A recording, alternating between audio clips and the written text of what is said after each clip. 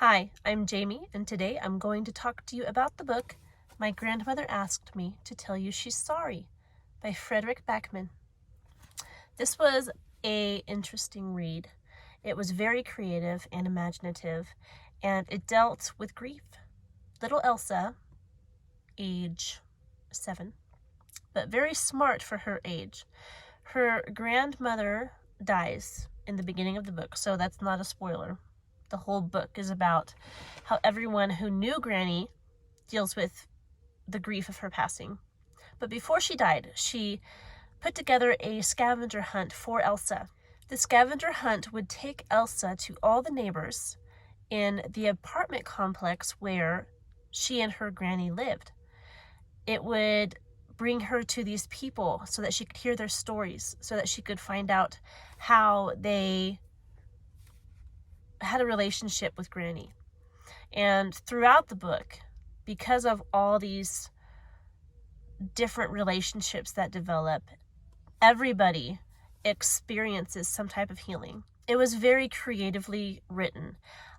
I did read A Man Called Uwe, and I liked that book. I think I liked this one more because of the fantastical elements in it. Ever since Elsa was born, almost, Granny has been telling these fairy tales to her. Fairy tales complete with kingdoms and princesses and dragons and shadows. And the fairy tales are actually part of Granny's life. She was sharing her life with Elsa by telling her these fairy tales.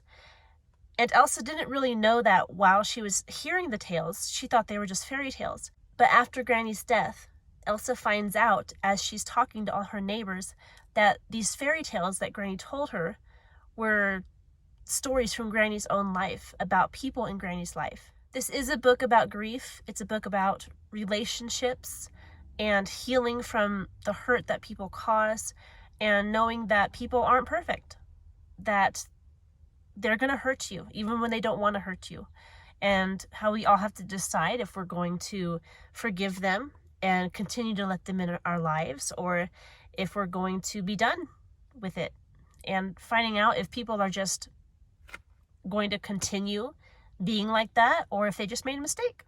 I think that's a good thing to think about, because if you go through life with these unrealistically high expectations of everybody you meet, then you're always going to be upset with people, and you're always going to think bad of people. And we all have to realize that we make mistakes as much as everybody else makes mistakes. And it was just a good takeaway from the book. This is the second book that I've read by Fredrik Backman, the first being A Man Called Uwe. And the main reason I like Fredrik Backman is because he has an uncommonly gifted way of writing characters. These characters come alive in a way that few books make characters come alive. They feel like real people, which makes me wonder if he writes these characters based on people that he has seen in his own life, which would be totally plausible. And even though there are so many characters, you as a reader feel a genuine connection to them because of the way that Backman writes. As a Christian, I view the books I read through the lens of the Bible, and I view the authors through that lens as well. And it can be helpful in deciphering the morality of the story and understanding more where the author is coming from. Fredrik Backman, I don't believe, is a Christian, and that appears in his writing. In both My Grandmother Asked Me to Tell You She's Sorry and in A Man Called Uwe, there was no mention of hope after death. The characters were very much living for this life, for this reality, and the lessons that Backman teaches in his novels are for this life. It is sad also that people don't have hope beyond this, and you can see that briefly in his works when he talks about the afterlife.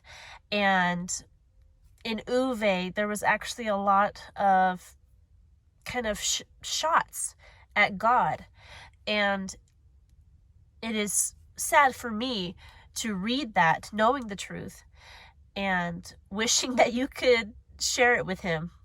Another thing that I didn't really enjoy was the profanity. There is a lot of profanity in this book. Not as much as a Stephen King novel, but there is a lot. There's a lot in there, which makes it difficult on deciding whether to read a book like this for many Christians. The profanity is in there, and a lot of Christians would choose to put it down because of that. And I don't blame them. If you are convicted to not read a book because of the extensive profanity in it, then I would encourage you not to read it. If you go out into the world and talk to regular people, a lot of people use profanity. A lot of people don't use profanity. So you have a mix of people in there, and because of the profanity in this book, it makes it more real to the real world that you would experience. Again, if that's not something that you want to read, if you don't want to read profanity, don't read it. Simple as that. Now you know, it's in there. Aside from the profanity, the character of Granny is a colorful one, which is part of the reason why she's telling a lot of people sorry. She was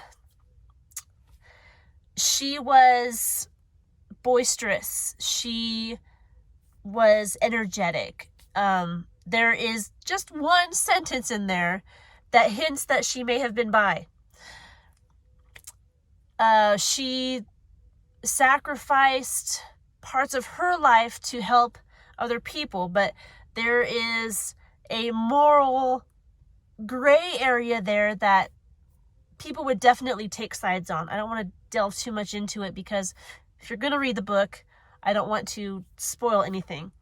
There's a lot of twists in the story, which makes it very exciting and entertaining and something that is fun to read. But it makes you really think about the morality of the situation. Should Granny have done these things to help other people, but sacrificing this part of her life? It's a question that the reader is presented with and has to answer for themselves, or decides not to answer. That's up to them too. It talks about protection. If you're protecting someone, how far do you go to protect them? And where is the moral line there? It talks about co-parenting. Elsa is the child of a divorce, and we get her mom and George and her dad and Lizette and the different dynamics there and how it affects Elsa. And there are some things that make you cry because of all that. It makes you sad to see that. But again, it's the real world. There are a lot of divorced families. If you decide to read this book, know that it has a very creative story that will move your heart and make you think about what is right and wrong and what you should do in these situations. I did enjoy the book. I plan on reading more of his novels. There are a lot more that I haven't even looked into yet. I read this book actually with my book club of a few ladies, my friends that we read together. And as we were reading this book, we were talking about the next Fredrik Backman book that we're going to read. And I believe we are going to read Britt Marie Is Here next. I don't know if I could in good faith recommend it. It depends on you. If after listening to this, you're like, yeah, I can do that, then fine. But again, if you're somebody who is not comfortable reading profanity or with questionable characters, then maybe this book's not for you. Well, that's just about it. I hope you are all doing well, and I will talk to you next time.